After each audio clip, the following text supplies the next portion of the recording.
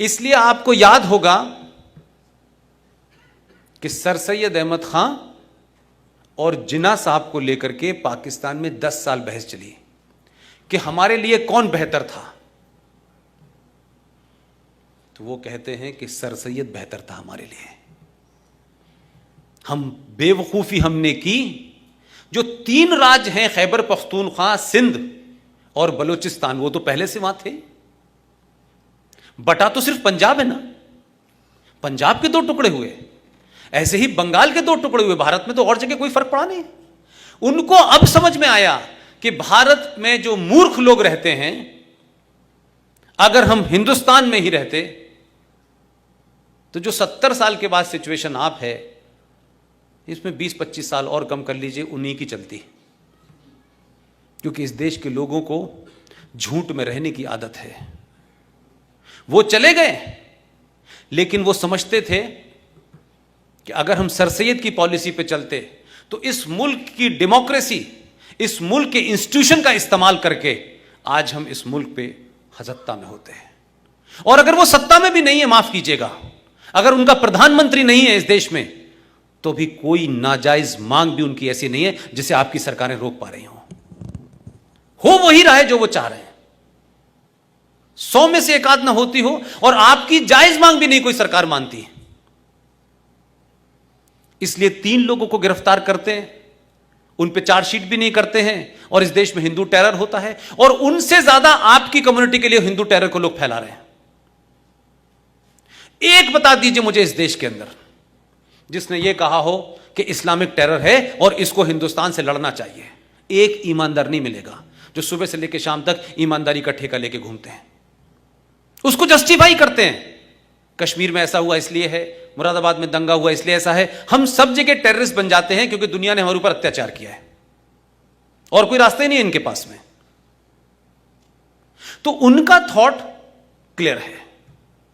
और सर सैयद के बारे में इस मुल्क में क्या कहा गया, सर सैयद के बारे में एक नैरेटिव क्रिएट किया गया, जो बाद में वहां के रिसर्च स्कॉलर्स ने जब किताब लिखी तो उन्होंने कहा कि यार ऐसा तो कभी था ही नहीं।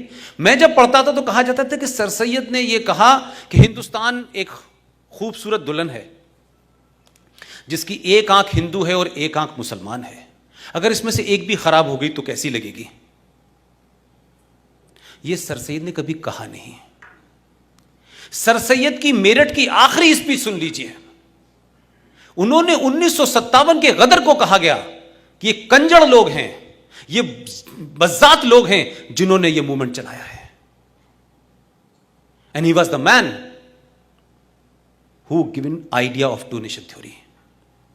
लेकिन वो चले गए, यहां जो छोड़ गए वो ऐसे लोगों को छोड़ गए जिसमें सर सैयद अहमद खां भी हैं, जिसमें उनको भी सर का खिताब दिया। अंग्रेज समझदार लोग हैं, सही आदमी चुनते हैं।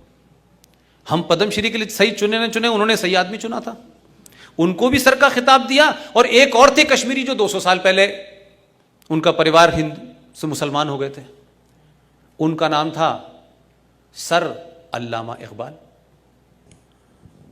अल्लामा इकबाल ने आपके देश का तराना लिखा है, महान आदमी थे। लेकिन हम लोगों ने क्या किया है कि हम लोगों ने सिर्फ तराना हाथ में लिया और इकबाल के गुणगान करने लगे।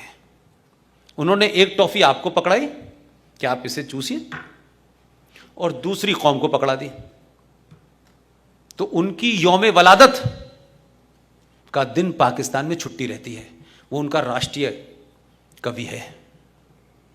उसने एक गीत लिखा इस तराने के बाद जिसमें उसका कैरेक्टर बाहर निकल के आया, लेकिन हमने पढ़ा नहीं, हमें बताया नहीं गया। और हम, इंदिरा गांधी ने भी पूछा जब राकेश शर्मा ऊपर थे कि भारत कैसा दिखता है, तो उसने भी कह दिया सारे जहां से अच्छा हिंदुस्तान हमारा, उसने भी बता दिया।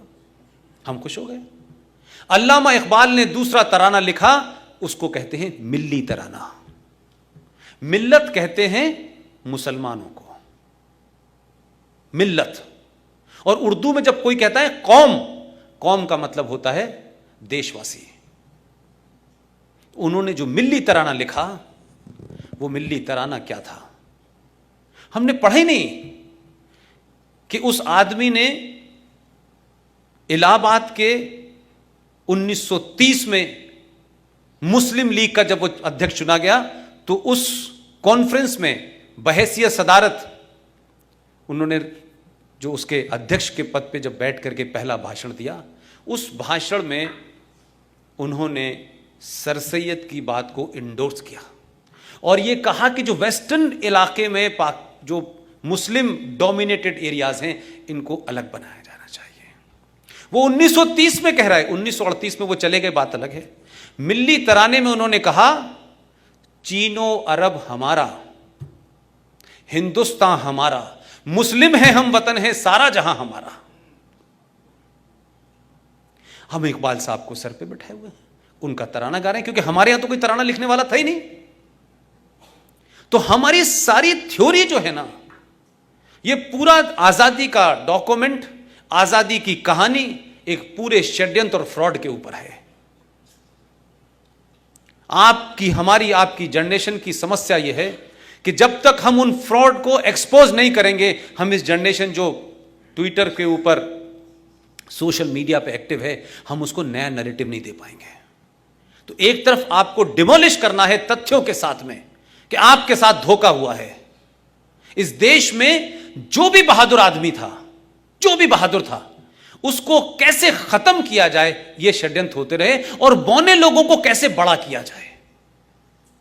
विजनरी वो जब प्रधानमंत्री बने, जब उन्होंने इस देश के बहादुर आदमी की हत्या करवा दी, और अब से 6 महीने पहले तमाम ताकत लगाने के बाद भारत सरकार ने हमारी बात मानी और भारत के रिकॉर्ड्स में यह लिखा हुआ था Subhash Chandra Bose is a war criminal. उसे अभी 6 महीने पहले हटवाने में कुछ हद तक हम सफल हो गए हैं।